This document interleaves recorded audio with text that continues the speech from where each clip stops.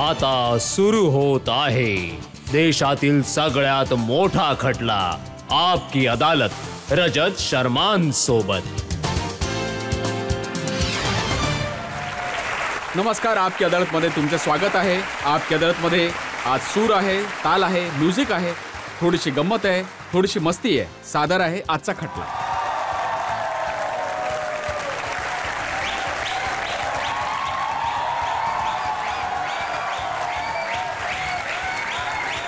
आता आपकी अदालत मध्ये आरोपी पण आहे, जनता पण आहे, जनतेचे जज पण आहेत। आजचे जज मॅक्सेल परेराची परवानगी घेऊया आजची कारवाई सुरू करण्यासाठी।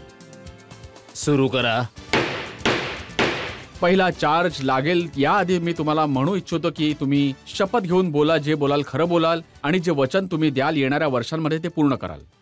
कसमें वादे निभाएंगे हम, साथ रहेंगे जन्म जन्म।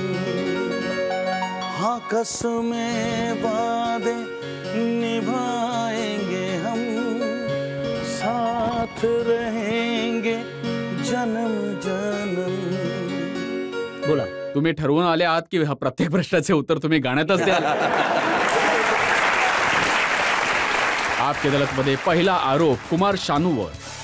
आपकी अदालत मध्ये कुमार शानूंवर आरोप आहेत की हे नकलाकार आहेत।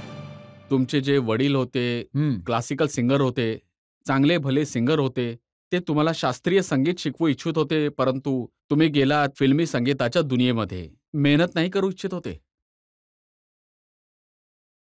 हे बघा, मी डेफिनेटली खूप जास्त क्लासिकल शिकलो नाहीये, पण थोडं पण जे काही मी शिकलो आहे, मी आधी तर मी माझ्या डॅडींकडनं शिकलो आणि नंतर मी जेव्हा बॉम्बे आलो तर कल्याणजी भाई, आनंदजी भाई यांच्याकडनं थोडं शिकलो। मी हे पण ऐकलंय की लहानपणी तुमचे नाव त्यांनी छानू ठेवून दिले होते, कारण की जे फाटलेले दूध असते त्याला तिकडे छान म्हणतात। जेव्हा दुधामध्ये लिंबू टाकतात तेव्हा ते दूध फाटून जातं, तर बंगालमध्ये त्याला छान असं म्हणतात। छाना। छाना। हा, त्या छानावरून तुमचे नाव छानू ठेवले, फाटलेल्या दुधासारखे। कुठल्याही अँगलने मी फाटलेलं दिसतो तुम्हाला? सी माय गॉड, नमस्ते। Thank you. मी एकदम संपूर्ण फाटलेलं नाहीये आणि माझा आवाजही फाटलेला नाहीये। आवाज तर तुमचा खूप सुरेल आहे, यात काहीच शंका नाही। मग झालं तर जेव्हा गाणे गाता, जेव्हा तुम्ही सुरू केले, तर तुम्ही हे का सुरू केले की तुम्ही किशोर कुमार यांच्या गाण्यांची कॉपी करून करून तुम्ही आपली जागा बनवायला सुरू केली? नाही, ऍक्च्युली किशोरदांना मी सुरुवातीपासूनच फॉलो करत आलोय, कारण की माझा आवाज पण थोडा त्यांच्याशी मिळता जुळता होता ज्यावेळी मी सुरू केलं माझं करिअर। आणि आय थिंक की कोणत्या एका लेजंडला फॉलो करणं काही वाईट गोष्ट नाही आहे। त्यांच्याकडनं चांगलंच घेणं, त्यांचं चांगलं घेऊन आणि आपलं काहीतरी मिळवून एक चांगलं काहीतरी नवीन गोष्ट करायची, हा मी प्रयत्न केला। आणि आय थिंक जनता आहे आपल्यासमोर, त्यांनी मला पसंत केलं आणि मी कुमार सानू झालो। परंतु हे खरं आहे की कव्हर व्हर्जन तुम्ही गायले, किशोर कुमारांचे गाणे गायले, त्यावेळी गायले जेव्हा किशोर कुमार जिवंत होते, तुम्ही त्यांच्या गाण्यांची नक्कल करत राहिलात, तर कधी त्यांनी तुमचे कान नाही पकडले का? हे काय करत आहेस, माझ्या गाण्याचा सत्यानाश करत आहेस? मी आधी कोलकात्यामध्ये 1-2 गाणी रेकॉर्ड केली होती आणि ती एका फिल्मची होती आणि खूप चांगली गाणी होती। त्यानंतर मी जेव्हा बॉम्बेला आलो तर किशोरदाचे कव्हर व्हर्जन गात असायचो आणि तेव्हा खूप साऱ्या कॅसेट निघाल्यानंतर 2-4 गाणी पण माझी गाऊन झाली होती, पण पॉप्युलॅरिटी नव्हती मिळाली। आफ्टर दॅट किशोरदाच्या मृत्यूनंतर त्यांनी प्रकाश मेहराजेंच्या कारणाने आणि आपले कल्याणजी भाई, आनंदजी भाईंच्यामुळे मला जादूगर फिल्ममध्ये चान्स मी विचारत होतो, कधी किशोर कुमार यांनी तुम्हाला बोलवलं जेव्हा तुम्ही मी त्यांचे त्या गाणे गात गोष्टीला होता? अवॉइड करतोय यार, हे कमाल आहे यार, हे तिथेच अडकलेत अजून। नाही नाही, पण अच्छा सांगावंच लागेल का? हो. नाही, किशोरदांनी ऍक्च्युली काय ते गाणं ऐकलं होतं माझं कव्हर व्हर्जन, त्यानंतर त्यांनी हे म्हटलं होतं, कोणते गाणे ऐकले होते हे पण कव्हर सांगू व्हर्जन टाका. वालं, त्यांनी जाता जाता खूप साऱ्या गोष्टी सांगून गेले होते मला। एक गोष्ट मी गाऊन सांगू इच्छितो, जिंदगी का सफर है ये कैसा सफर, कोई समझा नहीं, कोई जाना नहीं, है ये कैसी डगर, चलते हैं सब मगर कोई समझा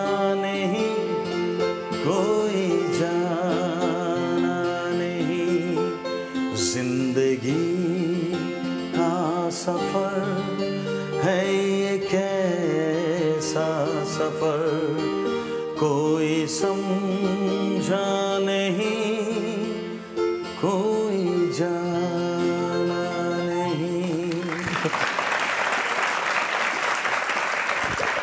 थँक्यू थँक्यू थँक्यू थँक्यू.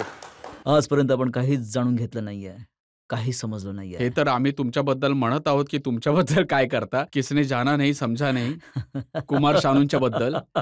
ही गोष्ट खरी आहे की तुमचे जे नाव आहे, खरे नाव ते केदारनाथ भट्टाचार्य होतं तुम्ही एकदम खरं बोलताय.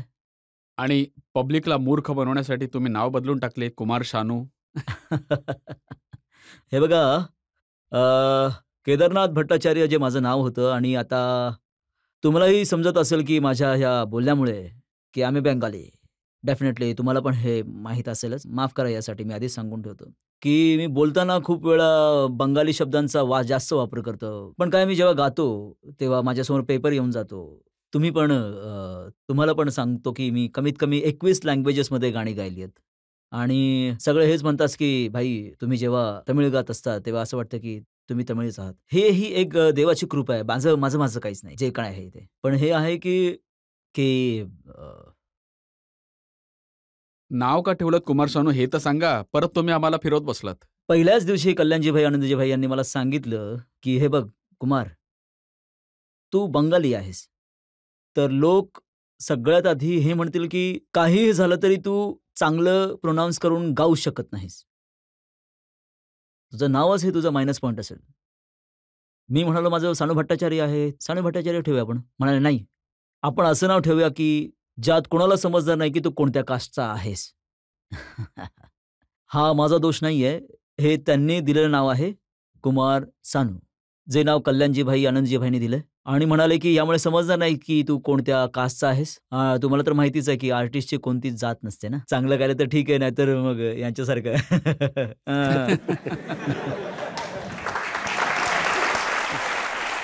शानू साहेब, ही गोष्ट तर खरी आहे की जेव्हापर्यंत किशोर कुमार जिवंत राहिले तुम्ही त्यांचे गाणे गायले. तुम्ही गाणे सुरू केले तर होते पण हिट झाला नव्हता तुम्ही. नाही, हिट तर नव्हतं झालं डेफिनेटली. त्यांचे जोपर्यंत बट त्यांच्या जाण्यानंतर तर पहिली फिल्म मी त्यांच्या जागी म्हणजे जादूगरसाठी मी गायलो होतो. पिक्चर पण खूप वाईट पद्धतीने पडला होता. आणि एक फायदा मला यामुळे झाला होता की अमिताभजींसाठी मी प्लेबॅक केलं. एक मुलगा आला कुठून आला काय माहीत नाही. त्याने अमिताभजींसाठी प्लेबॅक केलं. याचा खूप मला फायदा झाला. पिक्चर आपटला वगैरे ते सगळं ठीक आहे, पण मी उठलो. त्यानंतर खूप गाणी मिळायला सुरुवात झाली मला, कारण की अमिताभ बच्चनसाठी प्लेबॅक केलं होतं. तर डेफिनेटली तो माझ्यासाठी एक प्लस पॉईंट जी होता. पब्लिक लोक इथे आले आहेत त्यांनी प्रोग्रामच्या आधी मला एक रिक्वेस्ट पाठवली होती. जे पहिले तुमचे गाणे हिट झाले होते ते तुम्ही जरूर ऐकवा. ते कोणते पहिले गाणे होते जे हिट झालं होतं? तुम्हा सगळ्यांना विश्वास नाही बसणार. माझं कोणतं गाणं आधी हिट झालं होतं? ते गाणं होतं जब कोई बात बिगड़ जाए, जब कोई मुश्किल पड़ जाए, तुम देना साथ मेरा ओ हमनवा. न कोई है न कोई था जिंदगी में तुम्हारे सिवा, तुम देना साथ मेरा ओ हमनवा. तुम देना साथ मेरा ओ हमनवा. तुम्हाला खूप गरज आहे या गाण्याची, कारण की गोष्ट आता बिघडणार आहे. खटला आता सुरू झाला आहे. खूप सारे आरोप माझ्याजवळ आहेत कुमार शानू यांच्यावर.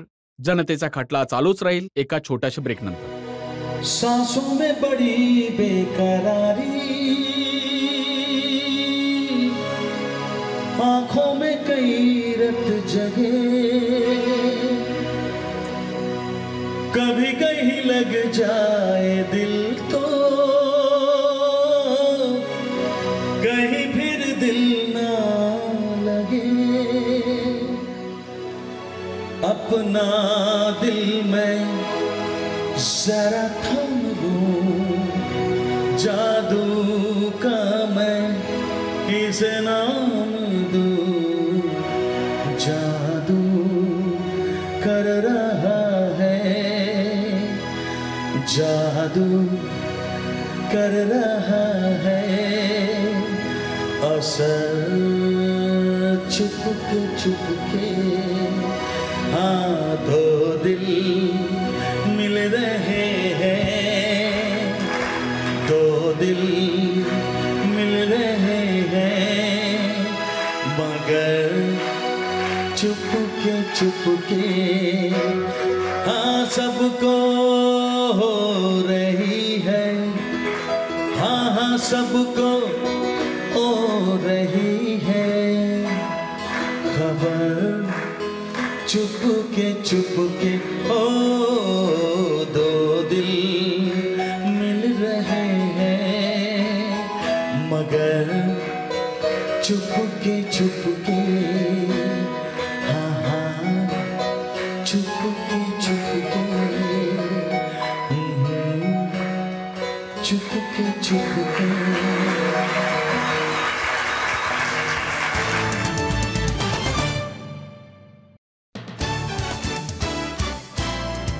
आपकी अदालतमध्ये आज आरोप आणि प्रश्नांच्या वेड्यात आहेत सुप्रसिद्ध सिंगर कुमार शानू। आपकी अदालतमध्ये पुढील आरोप। आपकी अदालतमध्ये गायक कुमार शानूंवर आरोप आहे की हे ॲरोगंट आहेत। तुम्ही ॲरोगंट समजता? मुंबई फिल्म इंडस्ट्रीमध्ये म्हणतात कुमार शानू म्हणजे खडूस। जेव्हापासून यशस्वी झाला आहात, मोठे स्टार झाला आहात, तुम्ही कोणाशी सरळ तोंडाने बोललात पण नाही। तोंड उलटं करून कसं बोलतात मला माहित नाही पण हा एक माझा मायनस पॉईंट आहे की मी जे काय खरं आहे ते स्पष्टपणे सांगतो, जे तोंडावर बोलतो एकदम, जे काही माझ्यासमोर आहे ते एकदम, मी खूप स्ट्रेट फॉरवर्ड आहे। हा एक माझा मायनस पॉईंट आहे। आजच्या जमान्यामध्ये याला मायनस पॉईंट म्हटलं जातं। आय एम सॉरी, वरचा ऐकत आहे, जे काय आहे मायनस पॉईंट आहे। तर यासाठी हे हा आहे, आम्ही गाणं गातो आणि योग्य पैसे मागितले तर मी खडूस झालो। योग्य पैसे नाही, तुम्ही खूप जास्त पैसे नाही मागता। नाही, योग्य पैसे मागत होतो, जास्त पैसे नव्हतो मागत। पण काय की जर मी एखादी गोष्ट खराब वाटली तर मी त्याला तोंडावर सांगायचो, तर त्यामुळे मी खडूस झालो। तुमच्या येण्यानंतर फिल्म इंडस्ट्रीमध्ये सगळ्या सिंगरचे रेट वाढून गेले, फक्त तुमच्यामुळे। कारण की तुम्ही पॉप्युलर होते, हिट आहात, तर तुम्ही तोंडाला येईल तेवढे खरं पैसे तर यासाठी मागायचा। खूप गोष्टी कारणीभूत आहे की जसं की मी खूप लवकर गाणं गात होतो, खूप फास्ट, म्हणजे 10 मिनिटामध्ये, 15 मिनिटामध्ये, 20 मिनिटामध्ये अशी गाणी गाऊन टाकायचो। तर हा एक प्रॉब्लेम क्रिएट व्हायचा की म्युझिक डायरेक्टरला वाटायचं की मी 2 महिन्यापासून गाणं बनवतोय, ज्याला कुमार सानू येऊन अर्ध्या तासात गाऊन कसं काय गेला यार? हा खूप मोठा अन्याय आहे। तर हा एक माझा मायनस पॉईंट अजून एक आहे की माझा हा मेंदू खूप हुशार आहे, ज्याला पिकअपिंग पॉवर असं म्हणतात गाणं शिकण्यामध्ये। आणि हे कदाचित कोणा म्युझिक डायरेक्टरला इगो प्रॉब्लेम होऊन जातो। इगो प्रॉब्लेम तर तुम्हाला मी ऐकलं होतं, ज्या माणसाने तुम्हाला बनवले, नदीमची गोष्ट मी करतोय, ज्यांच्या कारणाने तुम्ही सुपरहिट सिंगर झालात, तुम्ही यशस्वी झाल्यानंतर त्यांना डोळे दाखवायला सुरुवात केली होती। आँखों की गुस्ताखियाँ माफ हो। ऐकता ना नदीमजी, श्रवणजी? ओ आँखों की गुस्ताखियाँ माफ हो। तुम्ही जिथे कुठे आहात ऐका, आम्हाला माफ करा तुम्ही। पण एक गोष्ट तुम्हाला सांगायची की कोणी कोणाला बनवत नाही, जो कोणी बनतो तो लोकांसाठी, ऑल पब्लिक। हे बनवतात, हेच पाडतात। आता नदीम श्रवणजींनी मला घडवलं की मी नदीम श्रवणजींना घडवलं, हे कोणीच बोलू शकत नाही, हो ना? जसं की आता बघा, नदीम श्रवणजी तर फिल्म इंडस्ट्रीमध्ये पहिल्यापासून होते। हो, 14 वर्षांपासून होते। 14 हो, वर्षांपासून आशिकीच्या होते? आधी 14 वर्ष होते हो ना। तुम्ही ओळखत होतात ना, मी ओळखत होतो।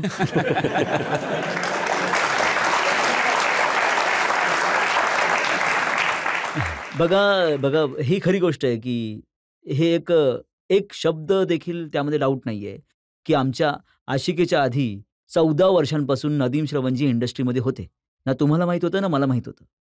पण आशिकीनंतर आम्ही सगळे सक्सेसफुल झालो। एक टोटल टीम वर्क होता।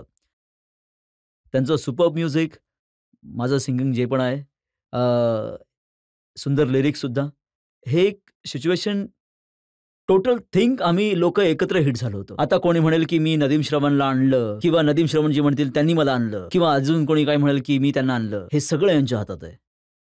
हे आणतात एखाद्याला, हे पाडतात एखाद्याला. परंतु जे तुम्हाला आणणारे होते गुलशन कुमार, टी सिरीज ज्यांनी तुम्हाला संधी दिली कव्हर व्हर्जन गाण्याची, ज्याच्यामुळे तुमची लोकप्रियता वाढली, तुम्ही त्यांच्याशी पण तक्रार केलीत? बघा, त्यांच्याशी तक्रार, भांडण तर नव्हतं कधी.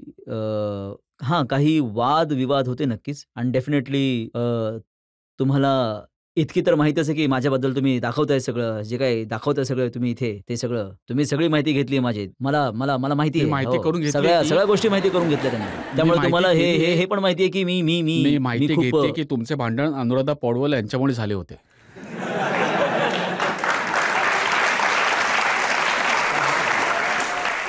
गुलशनजी इज अ नाईस मॅन.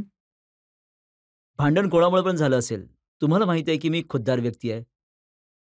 मी इंडस्ट्रीमध्ये कधी डॉमिनेट जे गोष्ट शब्द वापरले जातात, त्यामुळे मी कधी सहन केलं नाही, नाही करणार मरेपर्यंत.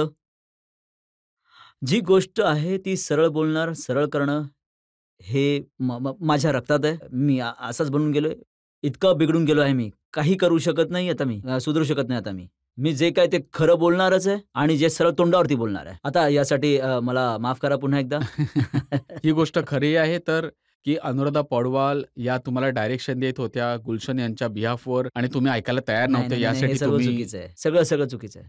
मी याबाबत पुन्हा काही बोलणार नाही. आमच्यात पुन्हा भांडण लावायचा विचार करतायत, पण मी नाही करणार.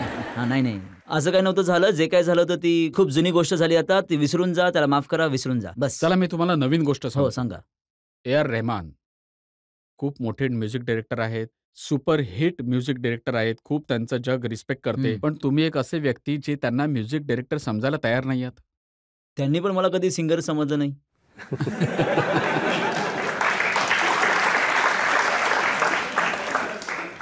त्यांनी मला कधी गायक समजलंच नाही, त्यामुळे तर गाऊन घेतलं नाही, नाहीतर मग गायलं असतं. त्यांनी विचार केला की Kumar Sanu is not a singer, तर ठीक आहे ना, कधी बोलवलं तर आम्ही नक्कीच गाऊ. हां, पण मी एका पिक्चरमध्ये गायलं होतं एकदा मी. कोणते गाणे गायले तुम्ही? ते गाणं कोणतं होतं ते, अरे यार, आठवत नाही आता.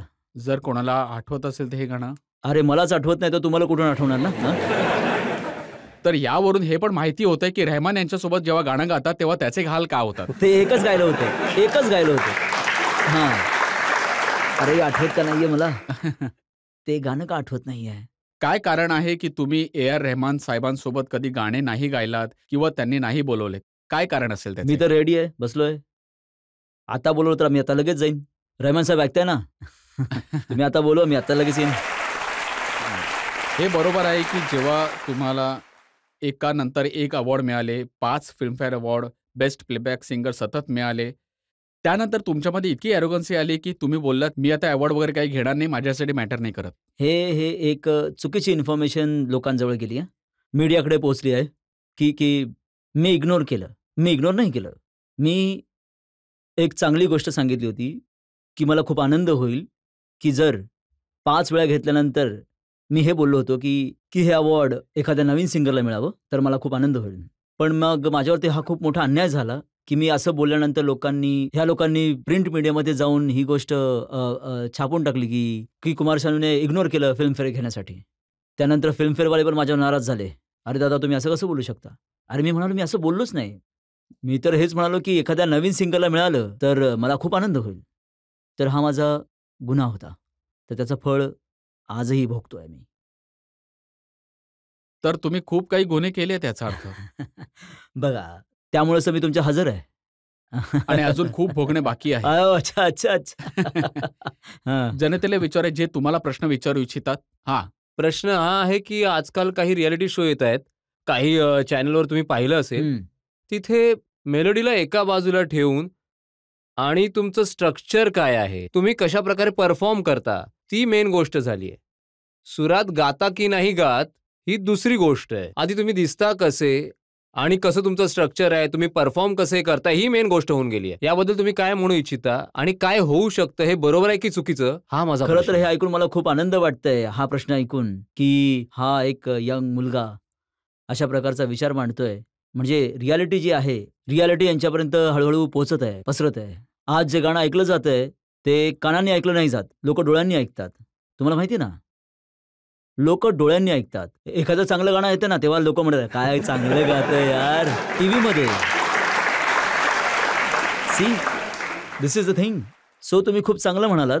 तर डोळ्यांनी जेव्हा गाणं ऐकलं जाईल, डोळ्यांसाठी काही पाहिजे असतं. बघा, आज रिमिक्सची पण गरज आहे. परंतु रिमिक्समध्ये एक गोष्ट आहे, की तुम्ही सांगा ना, हे की रिमिक्स का जुन्या काळातल्या गाण्यांना घेऊन होत आहे?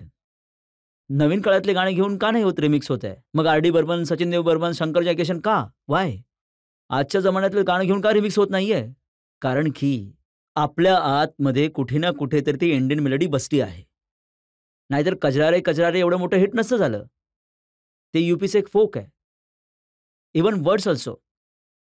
त्या गोष्टी आपल्या आत आहेत. त्या गोष्टीला पुढे आणणं किंवा त्या मार्केटमध्ये आणणं किंवा त्याला प्रमोट करणं, हे बाकी लोकांचं काम आहे. हे जितकं दिवस नाही होणार तोपर्यंत हेच चालत राहणार. आधीच्या काळात म्युझिक डायरेक्टर, फिल्मचे डायरेक्टर, प्रोड्युसर हे लोक मिळून काम करायचे. राज कपूर यांच्यासाठी नेहमी मुकेशच आवाज देणार, शंकर जयकिशन त्यांच्यासोबत असतील. याच प्रकारे राजेश खन्नासाठी नेहमी किशोर कुमारचाच आवाज असेल, एक फिक्स सिंगर होते. परंतु आजकाल तर असं नाही. आजकाल तर एक दगड फेकाल तर जाऊन सिंगरला लागतो.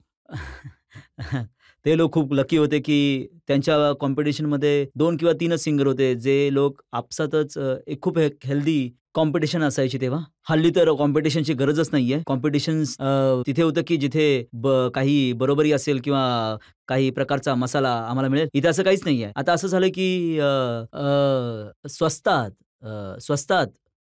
कसं नाव कमवलं जाईल. जे लोक आता म्युझिक शिकत आहेत, नवीन काळातले जे सिंगर आहेत, जी लोक येऊ इच्छित आहेत, मेहनत करून जागा बनवून पाहत आहेत, त्यांच्यासाठी काय म्हणाल तुम्ही? जर कोणी फिल्म इंडस्ट्रीमध्ये गाणं गाण्यासाठी प्रयत्न करतोय, तर मॅक्सिमम बॉम्बेमध्ये असे सिंगर आहेत की जे फ्रस्ट्रेटेड होऊन गेलेत.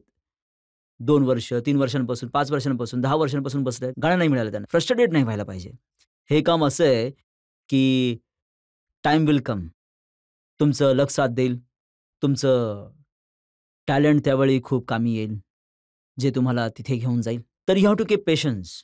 तुम्हाला किती स्ट्रगल करावा लागला? किती वर्ष स्ट्रगल करावं लागलं? मी अजिबात खोटं बोलणार नाही. मी उन्हात नाही, मी नाही फिरलो, पावसात नाही भिजलो, स्टेशनवर नाही झोपलो. जे नेहमी सक्सेसफुल माणसं अशा गोष्टी सांगत असतात की आम्ही तर स्टेशनवर झोपून कित्येक रात्री काढल्यात. नाही. मी बॉम्बेला ज्या दिवशी आलो त्याच 6-7 दिवसातच मला हॉटेलमध्ये काम मिळालं. मी हॉटेल सिंगर होतो आधी. कोलकात्यापासून सुरुवात केली होती. कोलकात्यामध्ये विनीत म्हणून नावाचं एक रेस्टॉरंट आहे, अजूनही आहे ते. तिथून सुरुवात केली होती मी. त्यानंतर मी इथून खूप साऱ्या चेंबूरमध्ये एक प्रीती रेस्टॉरंट आहे, जिथे मी नेहमी गाणं गात असायचो. आणि अशोकजी तुम्ही ऐकत असाल तर अशोक शेठ त्यांचं नाव होतं. अशोकजी ऐकत असेल तर कदाचित यावेळी की त्यांच्या रेस्टॉरंटमध्ये गाणं गायचो. आणि त्यानंतर गाणं गायचं त्यावेळी आम्हाला खूप पैसे मिळायचे. जे टिप्स म्हणतात ना, तुम्हाला लोकांना माहीत असेल, तुम्ही पण देत असाल कधी-कधी हॉटेलमध्ये जाऊन. तर मला पण खूप साऱ्या टिप्स मिळायच्या. त्या पैशाने मी टॅक्सीमध्ये बसून कल्याणजी भाईंच्या घरी जायचो, जगजीत सिंग यांच्या घरी जायचो, राजेश रोशन यांच्या घरी टॅक्सीमध्ये जायचो आणि चांगलं जेवण जेवायचो. पहिला चान्स कोणी दिला तुम्हाला? पहिला चान्स बॉम्बेमध्ये डेफिनेटली जगजीत सिंगजी. त्यांनी मला चान्स दिला. आणि एक खूप सुंदर कहाणी आहे. मी सांगू? हो, बिलकुल सांगा. मी वेस्टर्न आउटडोअर नावाचा एक स्टुडिओ होता बॉम्बेमध्ये. वेस्टर्न आउटडोअरमध्ये मी आपली डेमो कॅसेट बनवत होतो, किशोरदांचे काही गाणे. तर त्यावेळी जगजीत सिंगजी तिथे आले होते आणि येऊन त्यांनी विचारलं की कोण गात आहे? तर सूद साहेब रेकॉर्डिस्ट होते. त्यांनी बंगालहून एक मुलगा आलाय सानू म्हणून, तो गात आहे. तर म्हणाले की बोलवा जरा त्याला. तर मी आलो त्यांच्याजवळ बॅलन्सिंग रूममधून. मी बघितलं की जगजीत सिंगजी, मी त्यांच्या पाया पडलो. मी त्यांचा मोठा फॅन होतो सुरुवातीपासूनच गझलसाठी. तर त्यांनी मला घरी बोलवून घेतलं. म्हणाले की तू एक काम कर, तू उद्या दुपारी माझ्या घरी येऊन जा. मी घरी गेलो आणि त्यांनी एक कागद फेकला. म्हणाले, हिंदी वाचता येतं? मी म्हणालो, हो थोडंफार येतं, वाच बरं. मी वाचलं. तर मला म्हणतात की हे चल, हे गाणं शिक. तर मी गाणं शिकलो. मला काहीच नव्हतं माहीत तोपर्यंत. तर म्हणतात की गाणं शिकून घेतलं? मी म्हणालो की हो, एकदम माइंडमध्ये त्याला पटकन शिकून घेतलं मी गाणं. मग म्हणाले की आता त्यानंतर बाहेर जा, थोडा वेळ बाहेर फिरून वगैरे 3 वाजेपर्यंत माझ्याजवळ ये. तर मी बाहेर गेलो. बोललो 3 वाजता सर, 3 वाजता मी पुन्हा येऊ? हो म्हणाले, ये. तुम्हाला आता घेऊन जाणार एका जागी, रेकॉर्ड करेन गाणं. तुम्ही कसे गाता ते. त्यानंतर मी खूप घाबरलो. तर मी बाहेर जाऊन थोडंसं 1-2 सिगारेट पफ मारले. थोडंसं पान पण खाल्लं. तर मग थोडंसं लॉजेन्स खाल्लं. हे सगळं करत राहिलो. 1-1.5 तास घालवल्यानंतर मी पुन्हा जगजीतजींच्या घरी जाऊन पोहोचलो. मग त्यांनी मला सोबत घेऊन त्यांच्याजवळ एक फिएट गाडी असायची, फिएट, ती जुनी डुक्कर, जिला तुम्ही म्हणतात सगळेजण. तर त्या गाडीमध्ये मला बसवलं. तो समोर असा दरवाजा उघडतो. त्या गाडीमध्ये बसवलं होतं आणि बसवून सरळ फेमस स्टुडिओमध्ये घेऊन गेले आणि फेमसमध्ये जाऊन सरळ माईक समोर उभं केलं आणि म्हणाले, की हे गाणं तुम्ही आता गा. हा ट्रॅक ऐका आणि ह्या ट्रॅकसोबत गाणं गा. खरं सांगतो मी त्या दिवशी ते जीव ओतून ज्याला काय म्हणतात ते, की मला ही संधी मिळाली होती. घाबरलो होतो आणि घाबरल्यामुळे माझ्यावर एक परिणाम होतो, की मी घाबरल्यानंतर खूप फेरशियस होऊन जातो अबाउट सिंगिंग. नॉट तुम्ही ज्या प्रकारे बघत आहात मला माहिती आहे, की नंतर काहीतरी बोलतील, की काय फेरशियस नाही आहे. नाही, पण गाण्यामध्ये म्हणजे जे माझं काम आहे त्या कामामध्ये मी खूप फेरशियस होऊन जातो. तर या प्रकारे मी जे गाणं गाऊन दिलं आणि त्यांनी मला छातीशी कवटाळलं. त्यांनी मला ₹1000 पेमेंट देखील दिलं. म्हणाले, "हे ₹1000 ठेव ह्या गाण्यासाठी." मी त्यांना विचारलं, की हे एखाद्या पिक्चरचं गाणं आहे का? ते म्हणाले, की "हो यार, हे आंधिया फिल्मसाठी गाणं आहे. मैं तो करके सगाई करने गया था लड़ाई, जी भर के देखूंगा." ये सुने मैं तो करके सगाई करने गया था लड़ाई जी भर के देखूंगा अपनी गोरी की अंगड़ाई. हे गाणं होतं. तर मी गायलो आणि त्यांना खूप चांगलं वाटलं आणि त्यांनी गळाभेट घेतली माझी आणि पेमेंट पण दिलं. त्यानंतर सरळ मला गाडीमध्ये बसवलं आणि घेऊन गेले कल्याणजी आनंदजी भाईंच्या घरी. जाऊन म्हणाले, "कल्याणजी भाई, ही कॅसेट ऐका तुम्ही." तर त्यांनी कॅसेट ऐकली. म्हणाले, "ऐका कसं गातो ते." कल्याणजी भाई म्हणाले, "खूपच कमाल गातोय आणि काय करता तुम्ही?" मी म्हणालो, की "बस पाया वगैरे पडलो आणि म्हटलं इतक्या मोठ्या लोकांजवळ." पण त्यांनी जे त्यांच्याकडे इंट्रोड्यूस केलं आणि त्यानंतर कल्याणजी भाईंनी मला शोमध्ये ठेवून घेतलं. तर तुम्ही बघा, की माझ्याकडे कधीच पैशांची कमतरता नव्हती. कधीच नव्हती. तर स्ट्रगल कधी करावाच लागला नाही. आणि तिथूनच तुम्ही शिकलात, की जर गाणं गायचं असेल तर पूर्ण पैसे वसूल करायचे. हे बघा, जेव्हा आम्ही देवासाठी गाणं गातो, तेव्हा आम्ही त्याचे पैसे मागत नाही. आम्ही एखाद्या मंदिरात जाऊन गातो किंवा एखादं भजन गातो किंवा काही असो, त्यासाठी आम्ही पैसे नाही मागत. जे लोक आमचे गाणं घेऊन पैसे कमवत आहेत ना यार, त्यातून थोडंफार आम्ही मागतो. त्यात काय चुकीचं आहे तुम्ही सांगा? या तर तुम्ही तुमच्या आयुष्यात त्या खूप चांगल्या गोष्टी सांगून टाकल्यात. खूप साऱ्या वाईट गोष्टी माझ्याजवळ आहेत, त्यांना घेऊन आरोप लावीन. माझं हेच दुर्भाग्य आहे, की माझ्याबद्दल सगळ्या वाईट गोष्टी लोकांपर्यंत पोहोचतायत. कुमार शानूंच्या वाईट गोष्टींवर काही अजून आरोप, काही अजून प्रश्न, पण ते एका छोट्याशा ब्रेकनंतर. देखा जो तुझे जानम हुआ है बुरा हाल ये काली काली आंखें ये गोरे गोरे गाल ये तीखी तीखी नजरें ये हिरनी जैसी चाल है ये काली काली आंखें ये गोरे गोरे गाल ये तीखी तीखी नजरें ये हिरनी जैसी चाल देखा जो तुझे जानम हुआ है बुरा हाल ये काली काली आंखें ये गोरे गोरे गाल ये तीखी तीखी नजरें ये हिरनी जैसी चाल.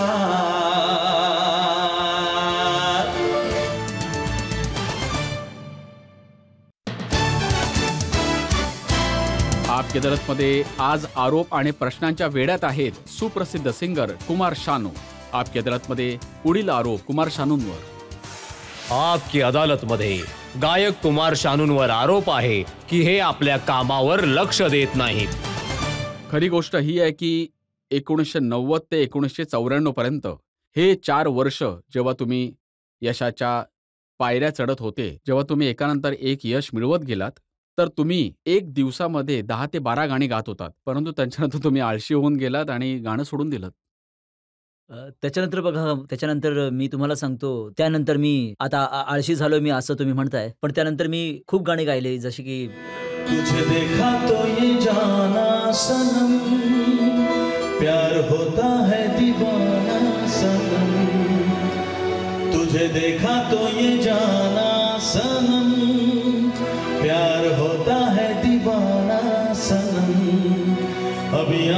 कहाँ से कहाँ जाए हम, तेरी बाहों में मर जाए हम, तुझे देखा तो ये जाना सनम. हा आळशीपणा अजिबात नव्हता. हे 94च्या नंतर. हां. त्यानंतर मी जसं तुम्ही समजा भूल न जाना, दूर न जाना, ओ जाने जाना, प्यार निभाना, तुम हो तुम ही हो, सनम मेरे हमदर्द. हे त्यानंतरचं होतं. त्यानंतरचं. तुम्ही म्हणत आहात त्याच्यानंतर पण तुम्ही खूप मेहनत करत होता. हो, खूप खूप खूप केलं होतं. हे बघा ना तुम्ही जसं की ओढ़ ली चुनरिया तूने मेरे नाम की, चाहे दुनिया कुछ भी सोचे हमको करना क्या, प्यार किया तो करना क्या. हां, हां. पण हां, त्यानंतर सर की जो सर से वो धीरे धीरे, पागल हुआ रे मैं धीरे धीरे, सर की जो सर से वो धीरे धीरे, पागल हुआ रे मैं धीरे धीरे, तेरी चुनरिया दिल में गई, हाँ तेरी ये बिंदिया दिल में गई. हे त्यानंतर आलं. तुम्ही त्यावेळी आधी 10 ते 12 गाणी गात होतात. नंतर मग तुम्ही 4 ते 5 गाणी गायला सुरुवात केलीत. म्हणजे तुम्ही एकदम चूजी होऊन गेलात. तुम दिल की धड़कन में रहते हो, रहते हो, तुम दिल की धड़कन में रहते हो, रहते हो, मेरी इन सांसों से कहते हो, कहती हो, बाहों में आ जाओ, सपनों में खो जाओ, तुम दिल की धड़कन में रहते हो, रहते हो. हे त्यानंतर आलं होतं. तर मी मेहनत करतोय आजही. मी मेहनत करत आहे. तुम्ही म्हणत आहात की मेहनत करत नाही मी आळशी नाही आहे. मी मेहनत करतोय. तुम्ही पाहिलं असेल की मी खूप साऱ्या गोष्टी ज्या माझ्या आत आहेत, मी त्या सगळ्या गोष्टी त्या पब्लिकला सांगू इच्छितो, पब्लिकला बोलू इच्छितो, पब्लिकला समजावू इच्छितो की मी हे आय कॅन डू दॅट. तुम्ही पब्लिकला हे सुद्धा सांगून टाका की आता तुम्ही फिल्ममध्ये हिरो बनायला वगैरे गेला होतात. खूप मोठी चूक होती ती. अजून बोला. पब्लिक सुद्धा हेच म्हणते ही मोठी चूक होती. मी एक बंगाली फिल्म केली होती. त्यावेळी मी आपले 22 किलो म्हणजे 22 किलोज वजन कमी केलं होतं आणि हिरो बनलो होतो. कारण की ती एक बंगाली फिल्म होती. मला बोलायला काही लफडा होताच नव्हता. बंगाली आहे, आरामात बोलू शकतो. दुसरी एक गोष्ट होती की सिंगर्स लाईफ स्टोरी होती. तर मी विचार केला की माझ्या सगळ्या मित्रांनी मला इन्सिस्ट केलं की खूप जणांनी, त्यामधून एक मित्र आहे तो इथं बसलाय. मी त्या लोकांनी मला चढवलं होतं की तू व्हाय नॉट यू? की तू पण एक सिंगर आहे आणि ती स्टोरी जी आहे, शपथ घेऊन सांगतो ती फिल्म 23 आठवडे कोलकात्यामध्ये चालली होती. लोकांना इतकी आवडली होती. बट एक गोष्ट मी त्यातून शिकलो की acting is such a boring thing. खरं सांगतो मी. त्यानंतर मी कधी प्रयत्न नाही केला आणि कधी करणार. आणि जर कोणी येऊन मला म्हणालं की मी त्यांना जाऊ द्या. मला नाही करायचं आता. जनतेमधून लोक प्रश्न विचारतायत. इथे थर्ड रो मध्ये ही गोष्ट खरी आहे का की तुमच्या गाण्यांमधून म्युझिक थेरपी केली जाते? या प्रकारचा काही उपचार केला जातो का हाँगकाँगमध्ये? तुम्ही अगदी बरोबर ऐकलंय. माझ्याजवळ एक डॉक्टर असोसिएशनचं लेटर आलं होतं आणि ते आताही माझ्याजवळ आहे. त्यांनी मला तिकडे आमंत्रित केलं होतं की तुम्ही विश्वास नाही करणार कदाचित, मग की माझं जे गाणं आहे, जे गाणं जे आधी गायलं होतं, जब कोई बात बिगड़ जाए, जब कोई मुश्किल पड़ जाए. ह्या गाण्याच्या माध्यमातून एक फिमेल पेशंटचा ब्रेस्ट कॅन्सर ठीक होत आहे. It's amazing. आणि तो डॉक्टर अँड डॉक्टरांनी स्वतः हे लिहून पाठवलं की की तुमचा कदाचित विश्वास नाही बसणार की इट्स अ मिराकल की दिवसा त्या पेशंट ज्या आहेत, एक महिला आहे की त्यांनी 30 वेळा कमीत कमी हे गाणं ऐकलंय. जे ऐकून त्या रिकव्हर होत आहेत, ज्या खूप लवकर रिकव्हर होत आहेत. मला वाटतंय की त्या पेशंटला तुम्ही येऊन जेव्हा पण हाँगकाँगमध्ये याल, तुम्ही एकदा येऊन त्यांना भेटा आणि बघा की तुमच्या या गाण्याच्या माध्यमातून हे शक्य होत आहे आज. तर ही माझ्यासाठी खूप अचिव्हमेंट आहे की जर कोणाचा जीव वाचवू शकेल. हो. परंतु वेगळं करता करता तुम्ही कोणते मार्ग शोधण्याचा प्रयत्न केला की त्याला घेऊन माझ्याजवळ आरोप आहेत. आपण एका ब्रेकसाठी थांबूया आणि ब्रेक नंतर काही नवे आरोप आणि नवीन प्रश्न सादर करू. कुमार शानूंकडनं स्पष्टीकरण मागू त्यांच्या काही कारनाम्यांवर.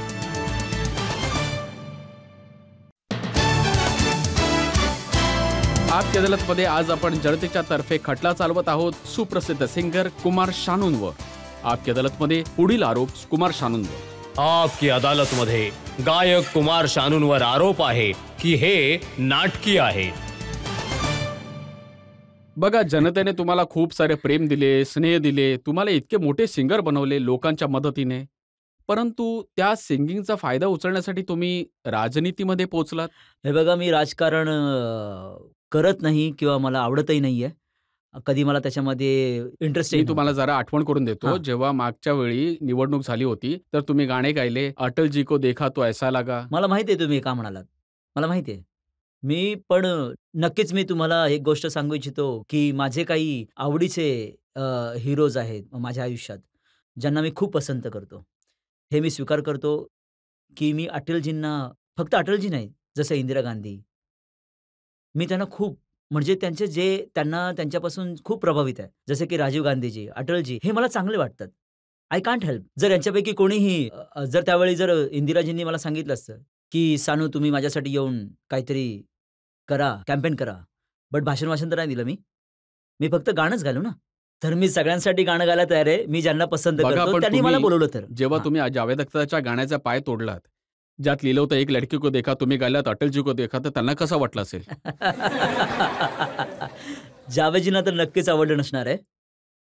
कारण की त्यांच्या लिरिक्सच्या चुकीचा वापर झाला म्हणून त्यांच्या म्हणण्यानुसार. But what ever it is, it's a good. कारण की ते गाणं इतकं पॉप्युलर होतं की म्हणून त्याला आम्ही निवडलं. ते गाणं हे होतं की ओ एक लड़की को देखा तो ऐसा लगा,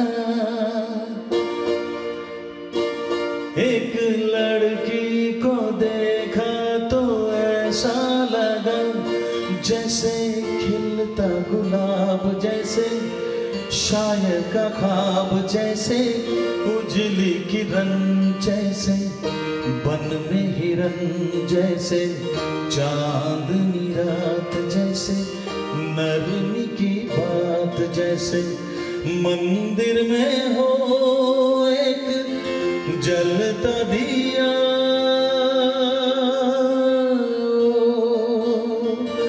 एक लड़की को देखा तो ऐसा लगा. मी ऐकलंय की तुम्ही इतके दिलफेक व्यक्ती आहात, ज्या पण मुलीला भेटता तुम्ही हेच म्हणता की तुझे देखा तो ऐसा लगा. बघा, माझी ही थिंकिंग आहे. किसी से तुम प्यार करो तो फिर इजहार करो, कहीं ना फिर देर हो जाए, कहीं ना फिर देर हो जाए, किसी पे एतबार करो तो फिर इकरार करो, कहीं ना फिर देर हो जाए, कहीं ना फिर देर हो जाए. अरे यही तो दिल चुराने का अंदाज होता है. हाँ, किसी से तुम प्यार करो तो फिर इजहार करो, कहीं ना फिर देर हो जाए, कहीं ना फिर देर हो जाए। किसी पे एतबार करो तो फिर इकरार करो, कहीं ना फिर देर हो जाए, कहीं ना फिर देर हो जाए। और यही तो दिल चुराने का अंदाज होता है। हा अंदाज आहे. आता काय करावं, काही करू शकत नाही. तुम्ही कलकत्ता ते मुंबईचा जो प्रवास केलाय त्याच्यामध्ये काही आशिकी आहे, तुमची पर्सनल लाईफ आहे, सॉरी, बट काही सांगू इच्छिता का? असं कधी काही झालंय का? आशिकी बघा, हे माझ्या गाण्यासोबत आशिकी आहे, माझ्या मुलांसोबत आशिकी आहे. तुम्ही बघा किती किती आशिकी. सगळ्यात मोठी गोष्ट आहे की आशिकी फिल्मचं गाणं आज पण लोक ऐकतात. हो, त्यानेच तर तुम्ही फेमस झालात. शानूजी ते विचारतायत की मध्ये जी तुम्ही आशिकी केली होती त्यांच्याबद्दल सांगून टाका. ओ, हे तर खूपच कठीण काम आहे.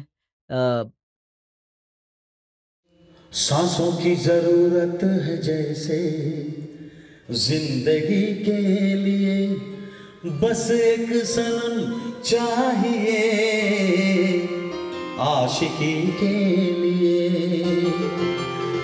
हाँ, एक सनम चाहिए आशिकी के लिए, जाम की जरूरत है जैसे बेखुदी के लिए, बस एक सनम चाहिए आशिकी के लिए।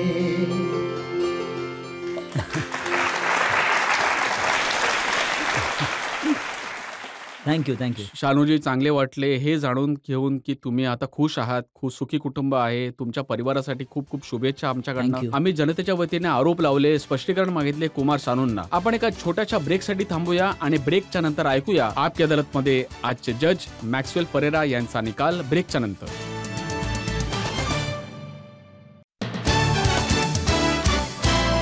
आपकी अदालतमध्ये आज आपण स्पष्टीकरण मागितले सुप्रसिद्ध सिंगर कुमार शानूंकडनं. आपण स्पष्टीकरण मागितले त्यांच्या आळशीपणाबद्दल, आपण स्पष्टीकरण मागितले त्यांच्या कॉपीकॅट असण्याबद्दल, आणि कुमार शानूंनी जास्त करून प्रश्नांची उत्तरे गाणे गाऊन दिली. आता वेळ झाली आहे आजच्या कारवाईवर आजचे जज मॅक्सवेल परेरा यांच्या निकालाची. कुमार शानू, अभिनंदन. हो. तुम्ही या न्यायालयात दोषी सिद्ध झाले आहात. मी उभा राहू का? खूप गोष्टींमध्ये. एक तर आधी तुम्ही एका गंभीर वातावरणात, कोर्टाच्या वातावरणात तुम्ही गाण्यांचा वर्षाव केला. तुम्हाला मान्य करावं लागेल तुम्ही नाटकी आहात, आणि तुमचा हा नाटकीपणा तर एकदम सगळ्या जनतेला पसंत असेल. मी ड्रामेबाज आहे. मी स्वीकार करतो. तुम्ही काही म्हणू इच्छिता या निकालाबद्दल? जर गाऊन उत्तर देऊ इच्छिता तर. कुछ ना कहो, कुछ भी ना कहो, क्या कहना है, क्या सुनना है, मुझको पता है, सबको पता है, समय का ये